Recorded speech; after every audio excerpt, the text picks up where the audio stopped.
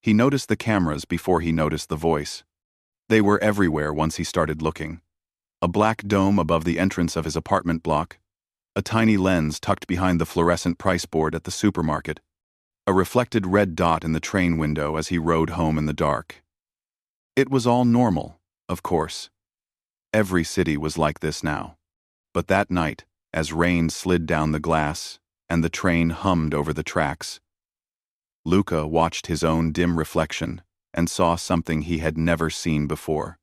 In the reflection, behind his shoulder, someone was standing. He spun around. The carriage was almost empty.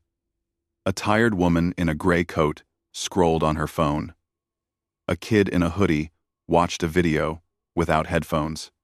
At the far end, a man in a suit slept, head pressed against the window. No one stood behind him. He turned back to the glass. Behind his reflection, the figure was still there, just a silhouette at first. Tall, thin, no face, just a blur. As the train entered a tunnel, the reflection flickered, and the silhouette leaned closer, like static trying to take shape. Luca blinked hard. He raised his hand and touched his own shoulder, exactly where, in the glass, a pale, blurry hand rested on him. Cold spread under his skin. He squeezed his eyes shut until the train announced the next stop. When he opened them, the reflection was just his own tired face again, framed by a city of neon behind him. He exhaled. Too much caffeine. Too many late nights. Too much scrolling. He laughed quietly at himself and stepped off the train. Outside, the city breathed. Rain made the streets shine. Red and blue reflected from traffic lights. Car horns. Distant sirens. Footsteps on wet pavement. The usual soundtrack of a modern night. He pulled up his hood and started walking the familiar route home. Past the 24/7's pharmacy. Past the narrow alley that smelled like cigarettes and oil. Past the pawn shop with dusty laptops and second-hand phones in the window. His phone buzzed in his pocket. He checked it out of habit. A notification from an unknown number. "You're late." He frowned, stopped under a street lamp, and opened the message. No name, no profile picture, just a gray circle. "You're late, Luca. You said you'd change." The air felt heavier. He looked around, half expecting to see someone filming him, laughing. No one. Only the faint hiss of tires on wet asphalt.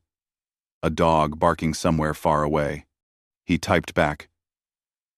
3 dots appeared immediately, pulsing. "Look up." His chest tightened. He lifted his head. Across the street, mounted high on the corner of a building, a CCTV camera stared down at him, a small, unblinking eye. He swallowed, forced a smirk, and sent another message. "Very funny. Who are you?" This time the reply took longer. Several seconds. A minute. He almost put the phone away when the next message appeared.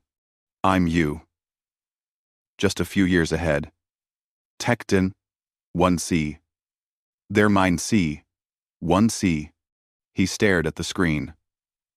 A strange mix of annoyance and unease settled in his stomach. Someone was playing a game. Maybe someone from the office. Maybe one of the guys from the gym.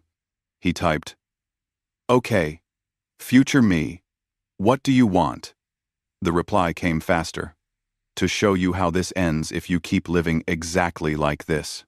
Something about the words made the noise of the city fade. It was as if, for a moment, the world held its breath. He glanced up at the camera again.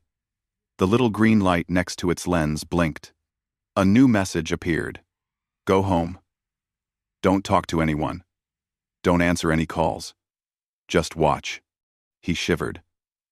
The rational part of his mind told him to block the number. Forget it.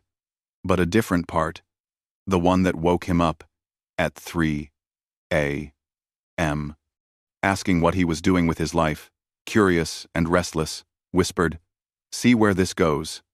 He walked the last few minutes to his building, every camera he passed feeling like an eye following him. The lift mirror showed his face under harsh fluorescent light, hollowed out by long nights and cheap food. For a second, the silhouette from the train glass seemed to stand behind him again, slightly taller, posture slightly more bent, as if weighed down by years. He blinked, and it was gone. Inside his apartment, everything was normal. The dim glow of his monitor, the chair with a dent in the cushion from too many hours sitting, empty coffee cups, a half-eaten instant noodle bowl on the desk, the faint smell of electronics and dust.